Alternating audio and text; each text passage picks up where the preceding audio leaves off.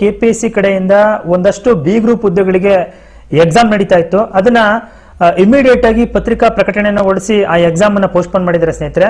ಬನ್ನಿ ಅದಕ್ಕೆ ಸಂಬಂಧಪಟ್ಟಂತ ಮಾಹಿತಿಯನ್ನು ತಿಳ್ಕೊಳ್ಳೋಣ. ಯಾಕೆ ಈ ಒಂದು ಎಕ್ಸಾಮ್ ಅನ್ನ ಪೋಸ್ಟ್ಪೋನ್ ಮಾಡಲಾಗಿದೆ, ಮತ್ತೆ ಈ ಎಕ್ಸಾಮ್ ಮತ್ತೆ ಯಾವಾಗ ನಡೆಯುತ್ತೆ, ಸಡನ್ ಆಗಿ ಈ ಒಂದು ಎಕ್ಸಾಮ್ ಅನ್ನ ಪೋಸ್ಟ್ಪೋನ್ ಮಾಡೋದಕ್ಕೆ ಏನ್ ಕಾರಣ ಅಂತ ಸಾಕಷ್ಟು ಜನರ ತಲೆನಲ್ಲಿ ಈ ಒಂದು ಪ್ರಶ್ನೆ ಬಂದಿರುತ್ತೆ. ಸ್ನೇಹಿತರೆ, ನೀವು ಕೆಪಿಎಸ್ಸಿ ವೆಬ್ಸೈಟ್ ಗೆ ಹೋಗಿದ್ದೆ ಅಂದ್ರೆ ಇಲ್ಲಿ ಹೊಸದು ಏನಿದೆ ಅಥವಾ ವಾಟ್ ಈಸ್ ನ್ಯೂ ಅಂತಿದೆಯಲ್ಲ, ಇಲ್ಲಿ ಮೊದಲನೇದ್ರಲ್ಲೇ ಬ್ಲಿಂಕ್ ಆಗ್ತಾ ಇದೆ ಸ್ನೇಹಿತರೆ. ತಾವು ನೋಡಬಹುದು ಆಯೋಗದ ಅಧಿಸೂಚನೆ ಸಂಖ್ಯೆ PS 01 RT B 13/3/24 ದಿನಾಂಕ 15/9/2024 ನಿಗದಿಪಡಿಸಲಾಗಿದ್ದಂತಹ ಪರೀಕ್ಷೆಗಳನ್ನು ಮುಂದೂಡಲಾಗಿರುವ ಕುರಿತು ಪತ್ರಿಕಾ ಪ್ರಕಟಣೆ ಅಂತ ಹೇಳ್ತೇನೆ.